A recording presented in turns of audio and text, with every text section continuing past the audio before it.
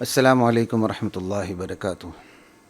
بسم اللہ الرحمن الرحیم، والصلاة والسلام علی خاتم المعصومین وعلی آلہ وصحبہ اجمعین، اما بعد۔ درس قرآن کی نشست کے ساتھ خلیق الرحمن آپ سے مخاطب ہیں۔ سورہ آل عمران آیت نمبر 149 پہ ہماری بات جاری ہے۔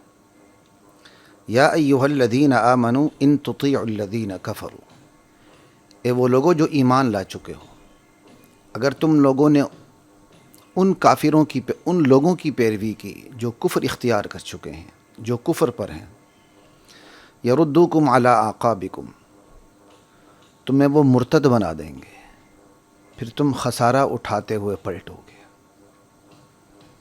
آج کی نشست میں بات کر لیتے ہیں کہ کفر کی اطاعت، اس کا مفہوم کیا ہے؟ اطاعت کفر۔ اطاعت کفر کا لفظ سنتے یا پڑھتے ہی ہم یہ سمجھ لیتے ہیں کہ براہ راست کسی کافرانہ حکم کی پیروی کا نام ہی اطاعت کفر ہے بس۔ لیکن یاد رکھیں، کافرانہ اطاعت محض کسی کفریہ حکم کی پیروی ہی کا نام نہیں، بلکہ کفر و نفاق کی نقالی کرنا، رسوم و رواج، تہوار اور عادات کو اپنا لینا، ہم خیال ہونا، ہم آواز ہونا، ہم فکر، ہم مجلس اور ہم نشین ہونا بھی کفر کی اطاعت ہے۔ کیونکہ یہ رویے کفر کی اطاعت کا آغاز ہیں، جن کے انجام میں صرف کفر ہے بس۔ لہذا جس عمل کے انجام میں کفر ہے، اس عمل کا آغاز اگر کفر نہیں تو غلط ضرور ہے، اور جو غلط ہے وہ واجب الترک ہے، اسے ترک کر دینا لازم ہے۔ آل عمران آیت نمبر 149 کے اسلوب سے بھی یہی معلوم ہوتا ہے کہ اطاعت کے آغاز میں کفر نہیں ہے۔ ترجمہ سنیے، سیاق و سباق کو سامنے رکھیے اور اسی کی میں وضاحت کرنے لگا ہوں۔ اے لوگوں جو ایمان لا چکے ہو، اگر تم نے کفر کی اطاعت کی تو یہ تمہیں ایڑیوں کے بل پھیر دیں گے، مرتد بنا دیں گے، پھر تم خسارہ اٹھاتے ہوئے پلٹو گے۔ اس آیت کے اسلوب سے بھی یہی معلوم ہوتا ہے کہ اطاعت کے آغاز میں، کفر کی اطاعت کے آغاز میں کفر نہیں ہے، بلکہ اطاعت کے انجام میں کفر ہے۔ جیسا کہ آئندہ کی آیات سے یہ بات اچھی طرح واضح ہو جاتی ہے کہ منافقین یہی تکرار کرتے رہے کہ ہمارا مشورہ مان لیا جاتا تو نہ یوں جنگ ہوتی اور نہ ہم اس قدر جانی مالی نقصان سے دوچار ہوتے۔ یہ یاد رکھیے، پچھلی نشست میں ہم بات کر چکے ہیں، غزوہ احد کے موقع پر منافقین نے باقاعدہ اپنی رائے بھی دی تھی۔ کچھ نے کہا جی یہ تو جنگ ہے ہی نہیں ہے، اتنی بڑی تعداد کے مقابلے میں کیا جنگ کرنی ہے، اور پھر مدینے کے اندر رہ کر جنگ کی بھی بات ہوئی۔ بہت سے صحابہ بھی اس رائے کی طرف تھے، لیکن نوجوان جذبے میں تھے، انہوں نے کہا جی مدینے سے باہر آ کے لڑنا۔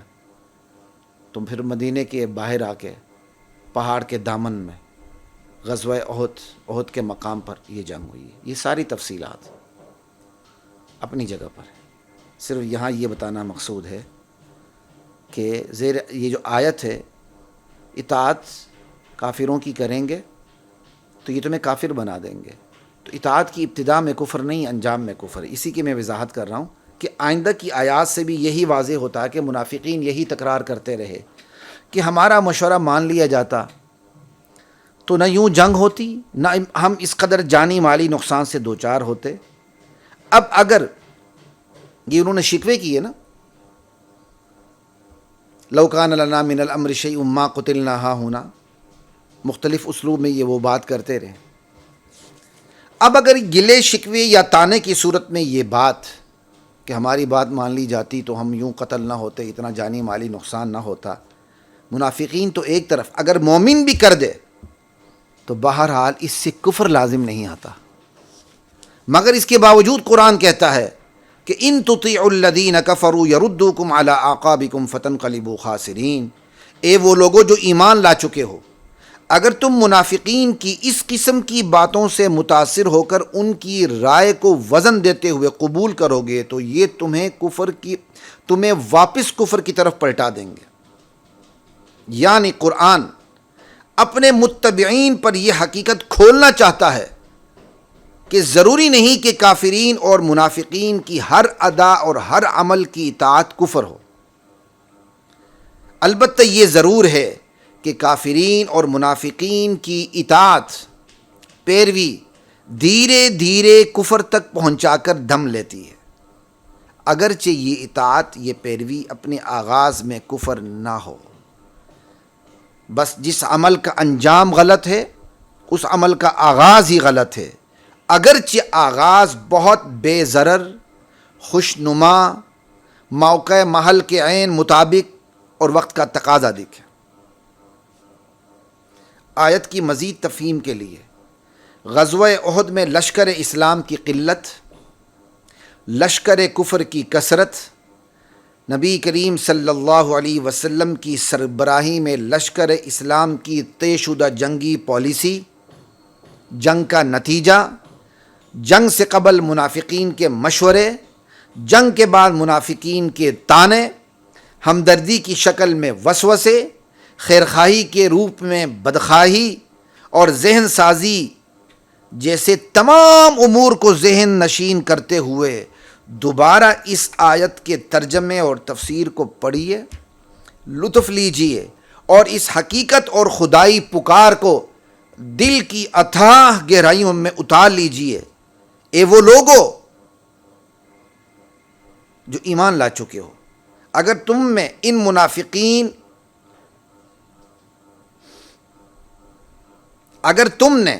منافقین اور کافرین کی بظاہر بے ضرر، خوشنما، بلکہ بظاہر موقع محل اور عقل و خرد کے عین مطابق مشوروں، طعنوں اور وسوسوں پر کان دھرے تو صورتحال صرف اسی حد تک محدود نہیں ہوگی، بلکہ یہ لوگ تمہیں اپنی چکنی چپڑی باتوں، لچھے دار گفتگو اور ہمدردی کے روپ میں وسوسوں سے بالآخر کفر کی طرف پلٹا دیں گے۔ اللہ اکبر۔ بالخصوص خود کو مومنین باور کروانے والے واضح کفر کی دعوت اعلانیہ طور پر کیسے دے سکتے ہیں؟ ان بدبختوں نے تو ہمدردی کے روپ میں ہی حملہ آور ہونا ہے اور اسلام کے عنوان سے کفر کی دعوت دینی ہے۔ یہی وجہ ہے کہ یہ منافقین کھلے کافروں کی نسبت کفر کی سب سے بدترین سطح پر ہوتے ہیں۔ ان المنافقین فی الدرک الاسفل من النار، یہی وجہ ہے کہ منافقین جہنم کی سب سے نچلی تہہ میں ہوں گے۔ خطہ ہند میں فرنگی تسلط کے بعد جن لوگوں نے فرنگیوں کی نقالی کو فیشن بنا لیا اور تعلیم کے عنوان سے محض انگلش لٹریچر کو ہی اوڑھنا بچھونا بنا لیا، ان کی فکر و نظر کے زاویوں تک میں تبدیلی پیدا ہو گئی، الا ماشاء اللہ۔ کم لوگ بچے۔ سچ ہے، نقالی اپنی آخری حدوں کو چھوئے بغیر نہیں رہتی، اطاعت اپنا حتمی نتیجہ ضرور دیتی ہے۔ ناظرین، گزرتے وقت کے ساتھ فتنے زور پکڑ رہے ہیں اور کفر و نفاق کی اطاعت اور پیروی کی نت نئی محسوس غیر محسوس شکلیں سامنے آ رہی ہیں۔ عقیدے کی پختگی اور ایمان میں حساسیت سے ہی ان فتنوں کا ادراک اور سدباب ہو سکتا ہے، بس وما ذلک علی اللہ بعزیز۔ ہمیشہ کی طرح آج بھی منافقین اپنی تدبیروں، عیاریوں اور مکاریوں میں غافل مسلمانوں کو اپنا کندھا بنا لیتے ہیں، سیاسی اتحاد کر کے اپنی پوزیشن کو مستحکم کر لیتے ہیں۔ منافقین بے شعور مسلمانوں کو تاریخ کی تاریکی کے راستے اہل بیت کے عنوان سے اصحاب رسول اللہ سے بدگمان کر دیتے ہیں۔ منافقین کی طاقت اتحاد بین المسلمین اور وحدت امت وغیرہ کے عنوان سے ہمیں استعمال کرنے میں ہم مان جاتے ہیں، ہم استعمال ہو جاتے ہیں، یہی تو ان کی اطاعت ہے۔ جس کا نتیجہ بالآخر ان منافقین کا تسلط ہے جو دنیا کے بعض مسلمان خطوں میں، شام وغیرہ میں، اسی اتحاد کی بنیاد پر ممکن ہوا جو ہم نے ان کے ساتھ کیا۔ اس لیے یہ لوگ ہمیشہ کہتے ہیں اتحاد ہماری طاقت ہے، اور سچ کہتے ہیں اتحاد میں ان کی طاقت ہے۔ منافقین اور زندیقین کے ساتھ اتحاد کرنے میں ہمارا نقصان ہے، ان کی طاقت ہے۔ انا للہ و انا الیہ راجعون۔ لا الہ الا اللہ۔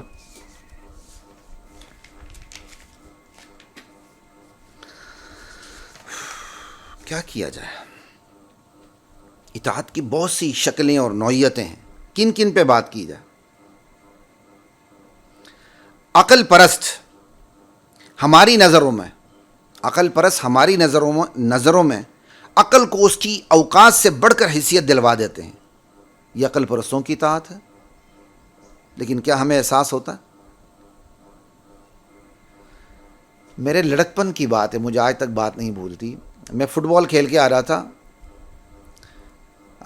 میرے ایک اسکول فیلو جو شاید اسکول سے پاس آؤٹ ہو چکے تھے، چونکہ وہ میرے ٹیچر کے اسٹوڈنٹ رہے تھے، تو وہ ہاکی کھیل کے آتے تھے، میں فٹ بال کھیل کے آتا تھا، تو راستے میں یا کہیں ملاقات ہو جائے تو بات چیت ہوتی تھی۔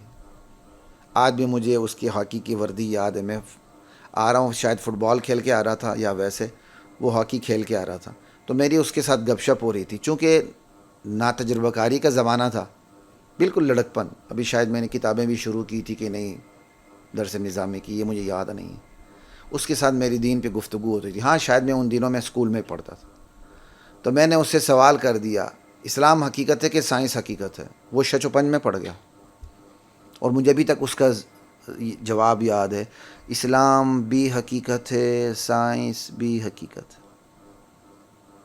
یہ کیا ہے؟ عقل پرستوں نے ہماری نظروں میں عقل کی حیثیت اس کے اوقات سے بڑھ کر دلا دی۔ اگرچہ یہ ایسا سوال نہیں کرنا چاہیے کہ کوئی جواب دیتے ہوئے کفر کی طرف چلا جائے، احتیاط کریں۔ یہ میں نے اپنے لڑکپن کا واقعہ بتایا جب میں اسکول گوئنگ تھا۔ ابھی میں دینی تعلیم حفظ کر چکا تھا، باقاعدہ دینی تعلیم کی طرف میں ابھی متوجہ نہیں ہوا تھا، لیکن گھر کا ماحول تھا، اللہ کا شکر ہے، والد صاحب بہت بڑے عالم دین، سب کچھ، غیرت، حمیت، تعلیم، تربیت ہم نے سب سے پہلے اپنے گھر سے پائی ہے، ماں کی گود سے آغاز ہوا۔ تو الحمدللہ اتنا میرا ذہن پختہ تھا، لیکن بعد میں معلوم ہوا کہ ایسا سوال کسی سے نہیں کرنا چاہیے کہ جس کا جواب دیتے ہو بندہ کفر کی طرف سفر شروع کر دے۔ تو میرا اس سے اس قسم کا سوال کرنا درست نہیں تھا، اگرچہ میں نے ایک ڈیبیٹ میں چلتے ہوئے بحث مباحثہ میں اسے سوال کر دیا، لیکن اس کا جواب کتنا خطرناک تھا، دیکھیں آپ۔ جناب، عقل پرست ہماری نظروں میں عقل کو اس کی اوقات سے بڑھ کر حیثیت دلوا دیتے ہیں، اور یہ عقل پرستوں کی اطاعت ہے۔ ہم بے شعور مسلمان خاندانی منصوبہ بندی، آزادی اظہار رائے، میرا جسم میری مرضی، رواداری، اخوت، وحدت، انسانیت، جمہوریت، انسانی حقوق اور ماڈرن اسلام جیسے پرفریب نعروں، بیانوں، بیانیوں اور اصطلاحات کی زد میں آ جاتے ہیں۔ یہی تو ان خبثاء کی اطاعت ہے۔ اصول اسلام سے منحرف ہوتے ہوئے بھی شناختی کارڈ کے خانے میں خود کو مسلمان پا کر مطمئن اور شاد رہتے ہیں۔ یہ دراصل اطاعت کفر ہی تو ہے۔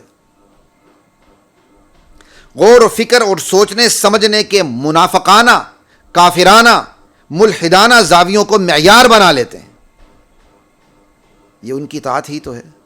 یہ محض جزوی اطاعت نہیں ہے، بلکہ تو یہ ہلاکت خیز اصولی اطاعت ہے جو قہر ڈال دیتی ہے۔ ہم میں سے کچھ نادان، خصوصاً یہ یونیورسٹی کے پڑھے لکھے بیچارے جاہل اس میں بہت مبتلا ہوتے ہیں، ہم میں سے کچھ نادان دینی علوم کی تحصیل یہودی مسیحی اساتذہ سے یا ان کے تابع فرمان تلامذہ شاگردوں سے اور متاثرین سے کرتے ہیں، اور ان کے زیر سایہ مقالات لکھتے ہیں۔ جناب، یہ انہی کی اطاعت ہے، یہ اطاعت کفر ہے جو تشکیک کے بیچ بوئے بغیر نہیں رہتی، شکوک شبہات کے بیچ ڈال دیتی ہے۔ آپ سمجھتے ہیں آپ پی ایچ ڈی کر رہے ہیں، یہودی مسیحی اساتذہ کی نگرانی میں خوش ہوتے ہم نے شکاگو سے پی ایچ ڈی کی ہے، ہم نے ہارورڈ اور کیمبرج سے اسلامیات میں پی ایچ ڈی کی ہے. وہ پی ایچ ڈی کرتے کرتے کرتے آپ کے اندر تشکیک کے بیج بو دیتے ہیں. بظاہر بے ضرر اطاعت سے جس سفر کا آغاز ہوتا ہے وہ مکمل نظریاتی، سیاسی، معاشی، معاشرتی اور قانونی گرفت تک لامحدود ہو جاتا ہے. پرائیویٹ سیکٹر میں موجود پاکستان کی اکثر دنیاوی جامعات، یونیورسٹیز اور درسگاہیں انہی مقاصد کے لیے استعمال ہو رہی ہیں. صلیبی جنگیں تو دراصل پاکستان کی پرائیویٹ سیکٹر میں موجود یونیورسٹیز میں لڑی جا رہی ہیں. اور یہ کوئی خالی خولی باتیں نہیں ہیں. الحمدللہ پاکستان کی نامور یونیورسٹی میں پروفیسرشپ کی ہے، اور 1-2 سال نہیں، کئی سال تک کی، سالہ سال تک، اور پی ایچ ڈی لیول پہ کی. میں پی ایچ ڈی اسٹوڈنٹس کا سپروائزر بھی تھا. ایم فل تو بہت سے لوگوں نے مجھ سے میری سپروائزری میں ایم فل کی ہے. انڈر گریجویٹ بھی ہم پڑھاتے تھے. سب کچھ دیکھا بالا ہے جناب، ایسی کوئی بات نہیں ہے. پرائیویٹ سیکٹر میں موجود پاکستان کی اکثر درسگاہیں انہی مقاصد کے لیے استعمال ہو رہی ہیں، جس کا انجام جا کے اطاعت کفر ہے. چند ٹکوں کی فنڈنگ کی بنیاد پر کفر ہماری جامعات کو نصاب سے نظام تک تعلیم و تربیت کے بنے بنائے سانچے فراہم کر دیتا ہے، جن میں ڈھل کر ہماری نسل نو نظریاتی اور عملی بحران کا شکار ہو کر فتن قلیبو خاسرین کا مصداق بن جاتی ہے. یہی آیت، ایمان والو کفر کی اطاعت نہ کرنا ورنہ مرتد ہو جاؤ گے، کاٹا اٹھاتے ہوئے پلٹو گے. اللہ. اور ہم اس فکر میں غلطاں ہیں کہ قوم ترقی کے زینے طے کر رہی ہے. چند ایک یونیورسٹیز تھی پاکستان میں، اب ہر صوبے، ہر شہر کے اندر 10 یونیورسٹیاں ہیں. کبھی نصاب سے نظام تک غور بھی کیا؟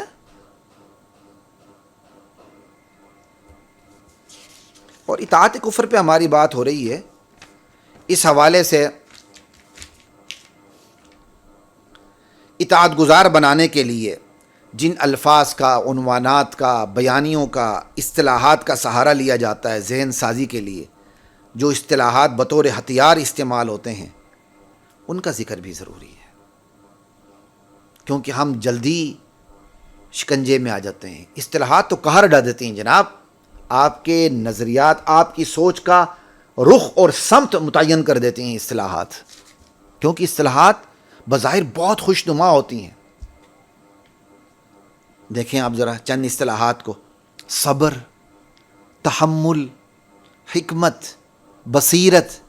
ابھی ہم ایران پہ بات کرتے رہے، لوگ آ کے جواب دیتے تھے حکمت و بصیرت نہیں ہے. صبر، تحمل، حکمت، بصیرت، سیاسی ضرورت، ملی وحدت، اخوت، مشترکات. جناب مشترکات بین المذاہب، مشترکات بین المسالک، رواداری، وسعت ظرفی، حالات اور موقع محل کا فوری تقاضا وغیرہ وغیرہ. یہ تمام الفاظ اور اصطلاحات جو بظاہر انتہائی خوشنما ہیں اور جن میں وقت کے ساتھ کمی بیشی ہوتی رہتی ہے، طاغوت کے ہتھیار بن کر باطل مقاصد کے لیے جب استعمال ہوتے ہیں اور پھر ہمارے ذاتی مفادات بھی ان مقاصد کے ہم نوا ہو جاتے ہیں، ہم سفر ہو جاتے ہیں، تو ایسے میں سماج مکمل طور پر شکاری کا شکار بن جاتا ہے. وہ اپنے شکار کو یوں دبوچ لیتا ہے کہ حق کی آواز دب جاتی ہے، باطل کا جادو یوں سر چڑھ کر بولنے لگتا ہے کہ پھر باطل کی مخالفت دقیانوسیت، حماقت اور موقع محل کے خلاف دکھنے لگتی ہے. اور اس گن کے سامنے بند باندھنے والے مسلم معاشرے میں ہی، اپنے معاشرے میں ہی اجنبی بن جاتے ہیں. لا الہ الا اللہ. ایسی کربناک صورتحال جنم لیتی ہے کہ نہ صرف حق دب جاتا ہے بلکہ اہل حق بھی دفن ہو جاتے ہیں. قیادت نااہلوں کی سپردگی میں آ جاتی ہے جن کو ساری حکمت، بصیرت، خیانت، مداہنت اور دین چوری میں دکھنے لگتی ہے، اور ماحول من انصاری الی اللہ کا نظارہ پیش کرنے لگتا ہے کہ ہائے کون اللہ کے راستے میں میرا مددگار ہے. خواتین و حضرات، یہ سب اس لیے ہوتا ہے کہ ہم اپنے شعور سے کام نہیں لیتے، فتنوں کا بروقت ادراک نہیں کرتے، مفادات کے اسیر بن جاتے ہیں، خوشنما عنوانات سے متاثر ہو کر باطل کو گلے لگا لیتے ہیں، اور باطل ان عنوانات کو بطور ہتھیار استعمال کر کے ہماری طاقت کو اپنی طاقت بنا کر ہمارے معاشرے میں، ہمارے سماج میں ہم پر مسلط ہو جاتا ہے. اپنے شعور سے کام نہ لینا یا اپنے مفادات سے کام لینا، یہی تو باطل کی اطاعت ہے جناب. ان تطیعوا الذین کفروا کو سمجھیں. امت مرحومہ کی بیداری اور شعور کے لیے اطاعت کفر کی کن کن صورتوں، شکلوں اور نوعیتوں کو زیر بحث لایا جائے. قوم کی بے حسی اور بے شعوری کو دیکھتے ہوئے طبیعت سیر ہی نہیں ہوتی، تشنگی پھر بھی باقی رہتی ہے، جی چاہتا ہے کہ زندگی اسی پر لگا دی جائے اور بتایا جائے کہ کافرانہ اطاعت کیسے کیسے ہوتی ہے، کیسے کیسے کروائی جاتی ہے. ذہن سازی ہوتی ہے، فنڈنگ ہوتی ہے، ذہین مگر حریص اور لالچی دماغوں کو خصوصی طور پر خریدا جاتا ہے، اور تسلط کے بعد پھر صرف جبری طور پر اطاعت کروائی جاتی ہے. بس اول ترغیب پھر ترہیب، یہی ہے ترتیب. اللہ اکبر. کافرانہ منافقانہ اطاعت کا ماحول پیدا کیا جاتا ہے، اسے ٹرینڈ میں لایا جاتا ہے، نیکی کو مشکل اور معیوب بنایا جاتا ہے، گناہ کو آسان اور فیشن بنایا جاتا ہے، قابل اعتبار، قابل اعتماد اور قابل اطاعت ہستیوں سے بدگمان کیا جاتا ہے. براہ راست بدگمانی کے علاوہ فلموں، ڈراموں، لطیفوں، بیان بازیوں، تقریروں اور تحریروں کے ذریعے اہل علم و عمل کے خلاف بدگمانی کا ماحول پیدا کیا جاتا ہے. ہمارے ماحول میں ہماری تعلیم و تربیت کا نظام ہمارے ہاتھوں سے چھین کر اپنے ہاتھ میں لے لیا جاتا ہے، اور پھر ہمارے ماحول میں اپنے نمائندوں کی کھیپ تیار کی جاتی ہے. عقیدے کی غیرت فنا اور مداہنت کے جراثیم داخل کیے جاتے ہیں. بظاہر بے ضرر بلکہ خوشنما اطاعت سے آغاز ہوتا ہے، جو بالآخر مکمل نظریاتی، سیاسی، معاشی، معاشرتی، قانونی اور جغرافیائی گرفت تک لامحدود ہو جاتی ہے. یہ اطاعت یہاں تک لامحدود ہو جاتی ہے جو بظاہر بے ضرر اطاعت سے شروع ہوتی ہے. قرآن و سنت میں بیان کی گئی حقائق کے علاوہ طاغوتی قوتوں کی تدبیروں اور امت مسلمہ کی زبوں حالی کے مطالعے سے بھی یہ حقیقت روز روشن سے بھی روشن تر ہو جاتی ہے کہ امت جب نظریات کے بارے میں بے حس اور غافل ہو جائے تو ایسے میں ہر شیطانی طاغوتی حملہ کارگر ہوتا ہے. یہی وجہ ہے کہ قرآن اپنی تعلیم و تربیت میں سب سے زیادہ زور نظریات، عقائد اور ایمانیات پر دیتا ہے، اور پھر منکرین حق کی ریشہ دوانیوں، سازشوں، عیاریوں اور مکاریوں کو اصولی طور پر بیان کر کے ہر حوالے سے اپنے متبعین کو چکنا اور خبردار کر دیتا ہے. زیر بحث آیت جو ہم آیت نمبر 49 اس وقت ہم بحث کر رہے ہیں، اس بات کر رہے ہیں، اس کی تفسیر بیان ہو رہی ہے، آل عمران آیت نمبر 149. اس کا آپ بغور مطالعہ کیجیے. قرآن اولاً اہل ایمان کو کفر و نفاق کی اطاعت سے روک دیتا ہے. ان تطیعوا الذین کفروا یردوکم علی اعقابکم فتنقلبوا خاسرین. اور پھر کافروں بالخصوص منافقین کے مکر و فریب کی نسبت جو تفصیلات فراہم کرتا ہے، جن کا ذکر ہم پہلے کر چکے ہیں،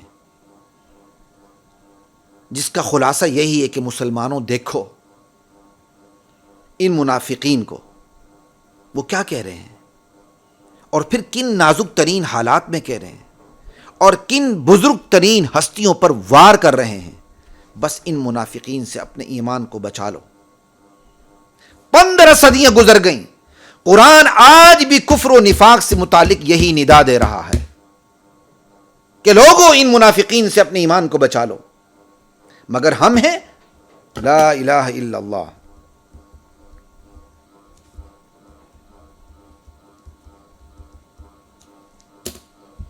ہم ہیں کہ خواب غفلت میں بے ہوش اور مدہوش ہیں۔ اہل علم کی اکثریت اس حوالے سے نہ صرف خود غافل ہے بلکہ اپنے ساتھ اپنے متعلقین کو، متوسلین کو، معتقدین کو، عوام کو بھی پرسکون نیند سلا رہے ہیں، پرسکون نیند سلا رہی ہے اہل علم کی اکثریت۔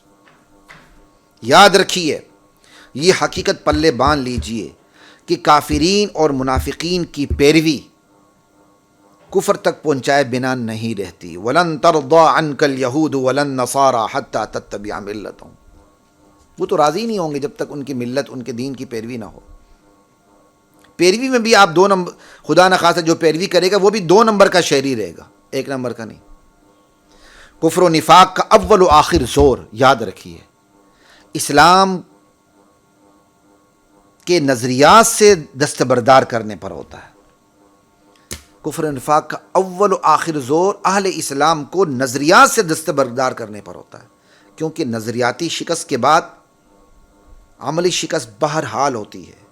نظریات سے دستبرداری کے بعد اصول زندگی کا خاتمہ ہو جاتا ہے اور کفر کی ہم نوائی یقینی ہو جاتی ہے۔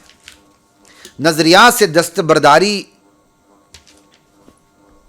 پر زور، نظریات سے دستبرداری پر زور موقع، محل اور صورتحال کے مطابق اعلانیہ، خفیہ، براہ راست، بالواسطہ، ترغیب و ترہیب، لالچ اور ڈراوے ہر طریقے سے ہوتا ہے تاکہ اندرونی، بیرونی، داخلی، خارجی ہر محاذ پر نقب زنی ممکن ہو سکے۔ نظریات سے دستبردار کرنے کی بالواسطہ کوششیں خصوصاً توحید و سنت، ختم نبوت اور صحابیت کی نسبت کمزور اور غلط عقیدہ رکھنے والوں کے ذریعے ہوتی ہے۔ کافر تو ایک براہ راست ایمان پر حملہ کرتا ہے نا، نظریات سے دستبردار کرنے پر، ایک انڈائریکٹلی کرتا ہے بالواسطہ۔ تو انڈائریکٹلی کن کے تھرو کرتا ہے؟ جن کا عقیدہ توحید و سنت، ختم نبوت، صحابہ کی نسبت کمزور ہوتا ہے یا غلط ہوتا ہے۔ دیگر غداران ملت اور کفری نمائندے تو اس کے علاوہ ہیں۔ یوں منافقین اور کافرین باہمی اتحاد سے، اسلام کے عنوان سے غیر اسلامی طاغوتی عقائد اور نظریات کو امت پر مسلط کرنے اور رکھنے کی نامبارک کوششوں میں غلطہ رہتے ہیں۔ کفر اسلام کے خلاف براہ راست وہ چال نہیں چل پاتا جو وہ منافقین کے سہارے کام کر جاتا ہے۔ یہی وجہ ہے کہ اعلانیہ کفر ہمیشہ خفیہ کفر اور منافقت کو تقویت فراہم کرتا ہے۔ انہیں ہی اسلام کا ٹھیکیدار باور کروا کر ان کے طاغوتی نظریات کو اسلام سے تعبیر کرتے اور کرواتے ہوئے انہی کی قیادت کو اہل اسلام پر مسلط کر دیتا ہے تاکہ اہل اسلام کے عنوان سے ہی کفر کے اندھیروں میں بھٹک جائیں۔ ماضی میں ایسا ہوتا رہا۔ امریکہ عراق میں آیا، صدام کو گرایا اور دشمنان صحابہ کو اس نے حکومت دے دی۔ ایران پہ حملہ عراق سے بھی ہو رہا ہے، تو ایران عراق پہ حملہ کیوں نہیں کرتا؟ صدام کو گرانے کے بعد اس نے دشمنان صحابہ کو حکومت دے دی، اور یہ ہر خطے میں امریکہ یہی کام کرتا ہے۔ ہمارے خطے میں بھی اسی طبقے کو پروٹیکشن دیتا ہے، پروموٹ کرتا ہے، اور کلیدی اسامیوں پر ان کو لاتا ہے اور قادیانی اور مرزائیوں کو لاتا ہے۔ ماضی تو ماضی، آج کی دنیا کا بھی مشاہدہ کر لیجئے۔ پوری دنیا میں امریکہ سمیت تمام شیطانی طاغوتی مالیاتی قوتیں صحابہ سے بغض رکھنے والوں کو، ائمہ اپنے اماموں کو، انبیاء پر فوقیت دانے والوں کو، قرآن کو تبدیل شدہ قرار دینے والے زندیقین اور مرتدین کو مسلمان قرار دیتے اور باور کرواتے ہوئے بظاہر ان سے جنگ کرتے ہوئے در حقیقت انہیں ہی عالم اسلام پر مسلط کر دیتی ہیں۔ کبھی ہم نے سوچا؟ یمن سے ایران، عراق تک آپ کو یہی صورتحال دکھائی دے گی۔ پاکستان سمیت دیگر مسلم ممالک میں خمینی انقلاب کو برآمد کرنے اور مسلط کرنے کی کوششیں دراصل کھلے کافروں کی خفیہ کوششیں اور براستہ منافقین سازشیں ہیں۔ پاکستان جیسے ملک میں تحریک نفاذ فقہ جعفریہ کوئی تک بنتا ہے؟ ان سازشوں کے ادراک کے لیے نظریاتی حساسیت درکار ہے، جو بدقسمتی سے عوام تو ایک طرف، بعض دینی سیاسی علماء اور دینی سیاسی جماعتوں کو بھی نصیب نہیں۔ یہی وجہ ہے کہ یہ دینی سیاسی جماعتیں بھی اسلام کے عنوان سے برپا کی جانے والے خمینی انقلاب کو اسلامی انقلاب کہتے ہوئے تھکتی نہیں ہیں۔ انا للہ و انا الیہ راجعون۔ توجہ دلائی جائے تو عین مشرکین مکہ کے مزاج کے مطابق فرقہ واریت کے الزام دھر دیتے ہیں، فرقہ واریت کی پھپتیاں کسنی شروع کر دیتے ہیں۔ کس زخم کا رویا جائے۔ امت کا پورا جسم ہی داغ ہے۔ یہاں تو رہنمائی کرنے والے بھی خود رہنمائی کے محتاج ہیں۔ طاغوت کی اطاعت سے کیسے بچا جائے؟ اطاعت الہی کا اقرار اور طاغوت کی اطاعت کا انکار کیسے ہو؟ یہ انتہائی مختصر آخری لمحوں کی بات ہے۔ ہماری ساری بات ہو رہی اطاعت کفر کے اوپر کی، اطاعت کفر کی مختلف شکلوں پہ ہم نے بات کی آج کی اس نشست میں۔ تو اطاعت کفر سے بچے کیسے اور اطاعت الہی پر ہم ثابت قدمی کیسے دکھائیں؟ اس کے لیے ضروری ہے یہ چند میں آپ کو نمبر وار مختصر بات کرنے لگا ہوں، جس کو آپ اس چیز کا خلاصہ بھی سمجھ سکتے ہیں۔ اس کے لیے ضروری ہے کہ دین سے متعلق ہمارے بنیادی تصورات اور ایمانیات درست ہوں۔ صرف بنیادی تصورات نہیں، بنیادی تصورات کے ساتھ دین کے جو بنیادی سرچشمے ہیں، مصادر اور مراجع ہیں جن سے ہم دین کو لیتے ہیں، قرآن، سنت، اجماع، قیاس، سب کچھ۔ بنیادی تصورات دین کے سرچشمے، مصادر اور مراجع بھی درست ہوں، اور صرف مصادر اور مراجع درست نہ ہوں، ان مصادر اور مراجع کی جو اساتذہ ہیں وہ بھی درست اور راسخ العقیدہ ہوں، کہ ہم نے جن سے پڑھنا ہے، ہم نے جن سے قرآن پڑھنا ہے، جن سے بخاری پڑھنی ہے، جن سے فقہ پڑھنی ہے، جن سے اصول فقہ پڑھنی ہے، جن سے تفسیر پڑھنی ہے، جن سے اصول تفسیر پڑھنی ہے، وہ اساتذہ بھی درست اور راسخ العقیدہ ہوں۔ صرف یہ بھی کافی نہیں، اساتذہ تک درست اور راسخ العقیدہ ہوں، حتیٰ کہ یہ سلسلہ تابعین اور اصحاب رسول سے ہوتے ہوئے نبوت سے جا ملے، اور درمیان میں یہ سلسلہ ٹوٹنے نہ پایا۔ اللہ اکبر۔ آپ کا فہم دین اور فہم دین کے معیارات اور موازین آپ سے لے کر خیر القرون تک وہی ہوں جو خیر القرون کے تھے۔ بہترین زمانہ اللہ کے نبی فرماتے میرا، میرے صحابہ کا، صحابہ کے بعد تابعین کا۔ فہم دین اور فہم دین کے معیارات ہم سے لے کر خیر القرون تک وہی ہوں جو خیر القرون کے تھے۔ اگر یہ تسلسل کہیں ٹوٹ جائے تو ہم اطاعت الہی پر قائم نہیں رہ سکتے، جس کا نتیجہ یردوکم علی اعقابکم فتنقلبوا خاسرین ہے، جس آیت پر ہم بات کر رہے ہیں۔ اے لوگو، اگر تم نے کفر کی اطاعت کی تو خسارہ اٹھاؤ گے، مرتد ہو جاؤ گے، خسارہ اٹھاتے ہوئے پلٹو۔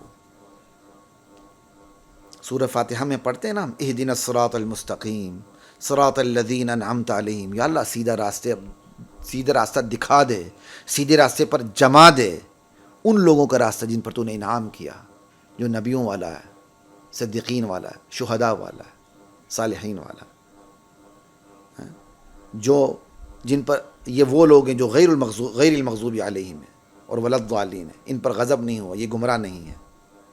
تو سورۃ الفاتحہ میں جو یہ پڑھتے ہیں نا، اس کا بھی یہی مفہوم، مطلوب، مقصود، تقاضا اور مطالبہ ہے کہ مجھ سے لے کر، میرے اساتذہ لے کر خیر القرون تک جو فہم دین اور اس کے معیارات ہیں وہ بالکل درست ہوں۔ اور جو ہم جس آیت کی تفسیر کر رہے ہیں، یا ایھا الذین آمنوا ان تطیعوا الذین کفروا، اس آیت میں یا ایھا الذین آمنو کی پکار ندا بھی اسی مطالبے اور تقاضے کو یاد رکھنے کا مطالبہ کرتی ہے۔ یہی وجہ ہے کہ بندہ مومن کے لیے، قاری قرآن کے لیے، قاری قرآن سے مراد قرآن پڑھنے والا، قرآن سے اپنا لو لگانے والا، قرآن کو سمجھنے والا، بندہ مومن کے لیے، قاری قرآن کے لیے ایمان سے کفر کی طرف سفر کا تصور ہی بہت ہی بھیانک اور سب سے اذیتناک ہوتا ہے۔ لا الہ الا اللہ۔ آخری بات خواتین و حضرات یہ یاد رکھیں کہ اطاعت الہی پر ثبات، اطاعت الہی پر قائم رہنا اور طاغوت کی اطاعت کا انکار، یہ ہر فرد مسلم کی اولین ذاتی ذمہ داری ہے۔ لا الہ الا اللہ۔ مگر مسلم سماج اور مسلم ریاست بھی اس ذمہ داری کے دائرے میں داخل ہیں، وہ مستثنیٰ نہیں ہے۔